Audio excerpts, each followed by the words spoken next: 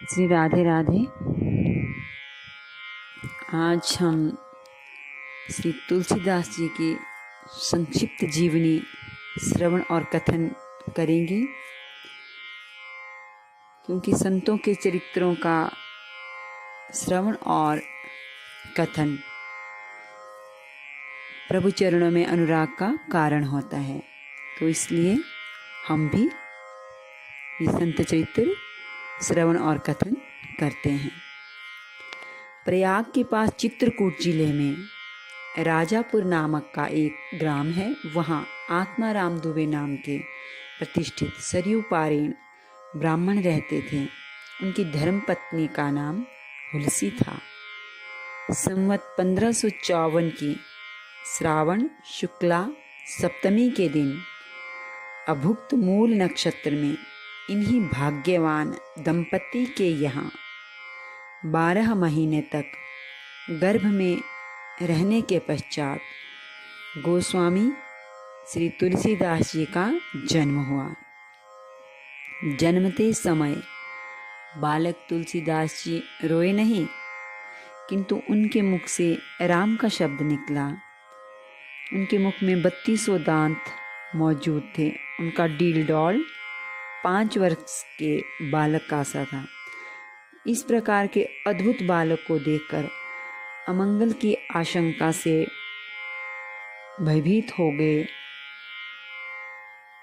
और पिता उनके संबंध में कई प्रकार की कल्पनाएं भी करने लगे। माता को तो यह देखकर चिंता हुई। उन्होंने बालक के अनिष्ट की आशंका से 10वीं की रात को ही अपनी दासी के साथ उसे उसके ससुराल भेज दिया। दूसरे दिन इस असार संसार से वे भी चल बसी। दासी ने, जिसका नाम था चुनिया, बहुत प्रेम से उस बालक का पालन पोषण किया। जब तुलसीदास जी लगभग 5.5 वर्ष के हुए तो चुनिया भी चल बसी। अब तो बालक अनाथ ही हो गया। वह द्वार द्वार भटकने लगा। इस पर जगत जननी पार्वती माँ को उस होनहार बालक पर दया आ गई। वे ब्राह्मणी का वेश धारण कर प्रतिदिन उसके पास जाती और उसे अपने हाथों से भोजन करा जाती। इधर भगवान शंकर की प्रेरणा से रामशैल पर रहने वाले अनंतानंद जी के प्रिय शिष्य श्री नरहरयानंद जी ने इस बालक को ढूंढ निकाला और उसका नाम रखा राम बोला। अब उसे वे अयोध्या जी ले गए और वहाँ संवत 1561 माघ शुक्ला पंचमी शुक्रवार को उन्होंने उसका यज्ञोपवीत संस्कार भी कराया। बिना सिखाए ही बालक राम बोला ने गायत्री मंत्र का उच्चारण कर दिया। सब देखकर इसे हैरान हो गए। अब नरहरि स्वामी जी वैष्णवों के 5 संस्कार करके उन्होंने राम बोला को राम मंत्र की दीक्षा दी और अयोध्या जी में ही रहकर उन्हें विद्याध्ययन भी कराने लगे। बालक राम बोला की बुद्धि थी बहुत प्रखर। तो एक बार जो भी वे गुरुमुख से सुन लेते थे उन्हें वह कंठस्थ हो जाता था। वहाँ से कुछ दिन बाद गुरु शिष्य दोनों शुकर क्षेत्र सौर जी में पहुँचे।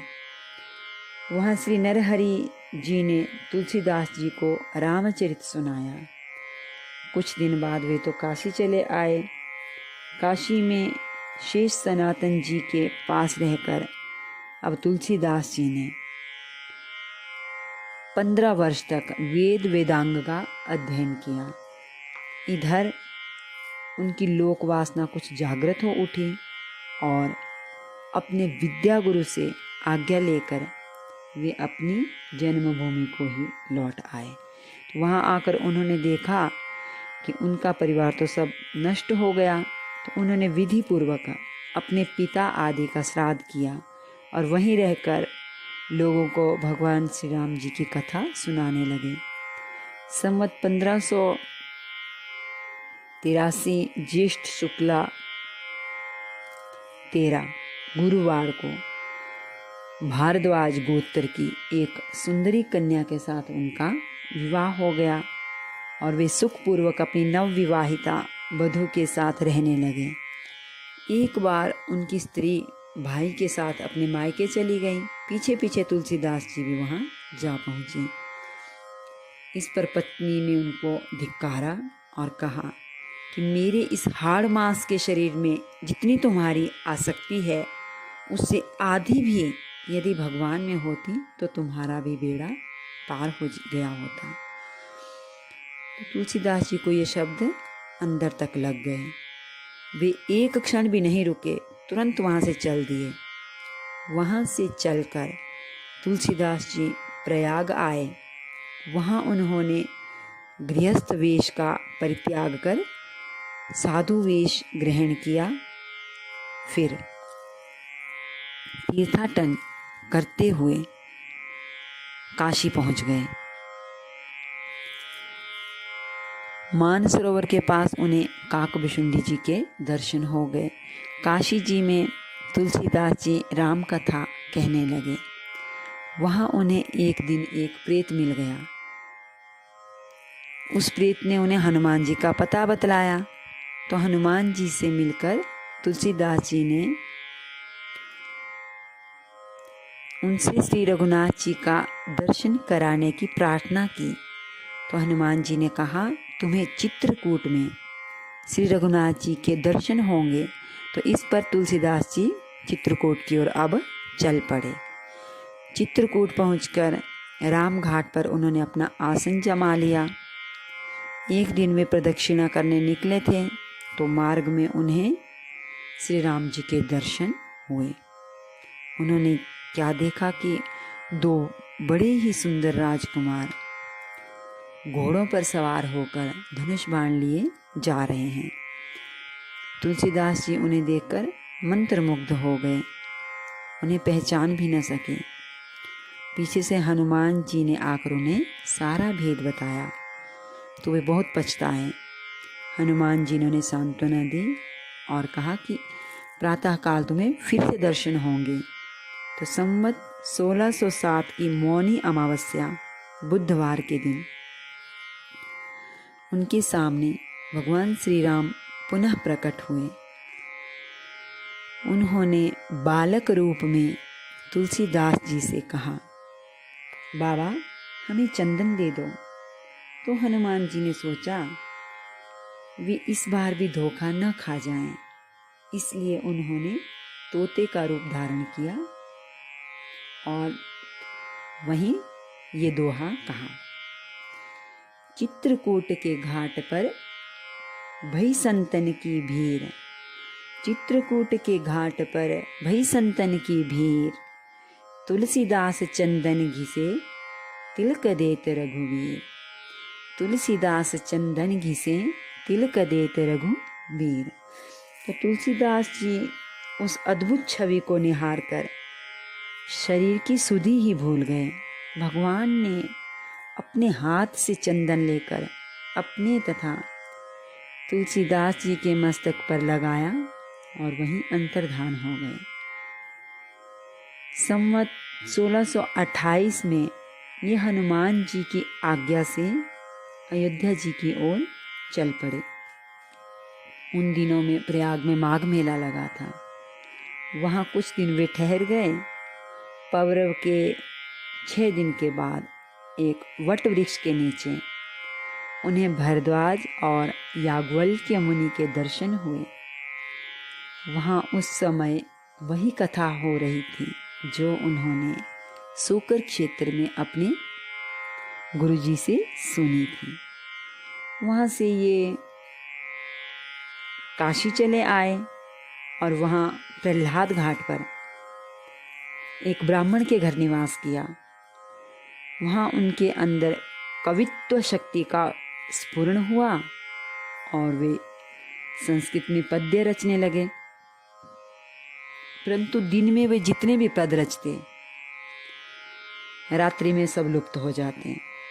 यह घटना रोज ही घटती। 8वें दिन तुलसीदास जी को स्वप्न हुआ।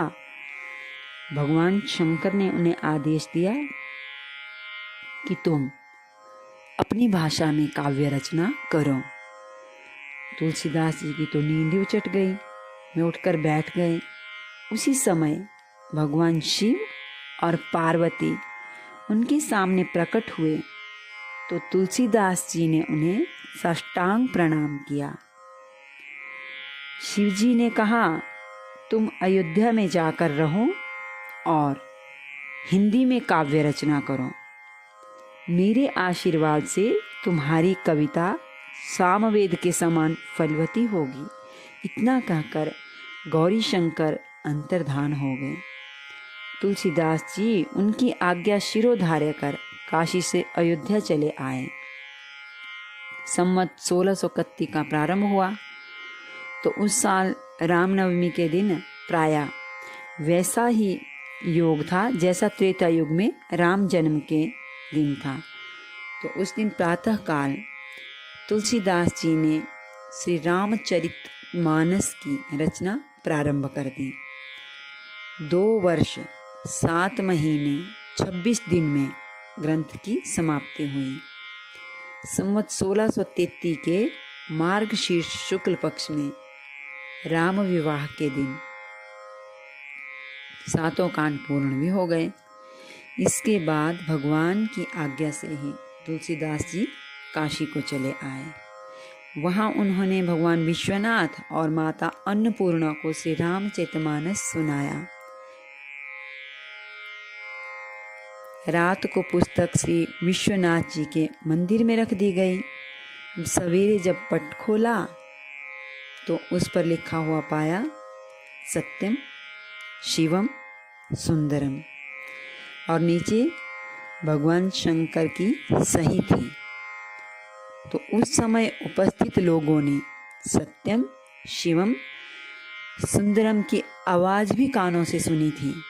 इधर पंडित जी ने जब यह बात सुनी तो उनके मन में तो ईर्ष्या पैदा हो गई। वे दल बांधकर तुलसीदास जी की निंदा करने लगे और पुस्तक को भी, रामचरितमानस को नष्ट करने का प्रयत्न करने लगे। उन्होंने पुस्तक चुराने के लिए 2 चोर भेजे। चोरों ने क्या देखा कि तुलसीदास जी की कुटिया के पास तो 2 वीर धनुष बाण लेकर पहरा दे रहे थे। वे बड़े ही सुंदर श्याम और गौर वर्ण के थे। अब उनका दर्शन जैसे ही चोरों ने किया कि उनकी बुद्धि शुद्ध हो गई। उन्होंने उसी समय चोरी करना छोड़ दिया और भजन में लग गए।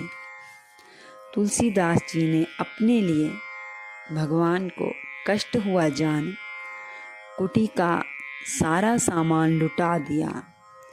पुस्तक अपने मित्र टोडरमल के यहाँ रख दी। वे नहीं चाहते थे कि उनके प्रभु को इसकी रक्षा के लिए कष्ट उठाना पड़े। तो इसके लिए उन्होंने एक दूसरी प्रति भी लिखी। उसी के आधार पर दूसरी प्रतिलिपियां तैयार की जाने लगी। पुस्तक का प्रचार भी दिनों दिन बढ़ने लगा। इधर पंडितों ने और कोई उपाय न देखकर श्री मधुसूदन सरस्वती जी को उस पुस्तक को देखने की प्रेरणा की। श्री मधुसूदन सरस्वती जी ने उसे देखकर बहुत प्रसन्नता प्रकट की और उस पर अपनी यह सम्मति लिख दी। आनंद कानने यस्मिन् जंग अस्तुलसी तरुः कविता मंजरी भाति राम भ्रमर भूषिता। इस काशी रूपी आनंद वन में तुलसीदास चलता फिरता तुलसी का पौधा है और उसकी कविता रूपी मंजरी बड़ी ही सुंदर है, जिस पर श्री राम रूपी भंवरा सदा मंडराया करता है। ये लिख दिया। पंडितों को इस पर भी संतोष नहीं हुआ। तब पुस्तक की परीक्षा का एक और उपाय सोचा गया। भगवान विश्वनाथ जी के सामने सबसे ऊपर वेद, उसके नीचे शास्त्र, शास्त्रों के नीचे पुराण और सबके नीचे रामचरितमानस रख दिया गया। मंदिर बाहर से बंद कर दिया गया। प्रातःकाल जब मंदिर खोला गया तो लोगों ने क्या देखा कि श्री रामचरितमानस वेदों के ऊपर रखा हुआ है। अब तो पंडित लोग बड़े लज्जित हुए। उन्होंने श्री तुलसीदास जी से क्षमा मांगी और भक्ति से उनका चरणोदक लिया। तुलसीदास जी अब अस्सी घाट पर रहने लगे। रात को एक दिन कलयुग मूर्त रूप धारण कर उनके पास आया और उन्हें कष्ट देने लगा, त्रास देने लगा। तो गोस्वामी जी ने हनुमान जी का ध्यान किया।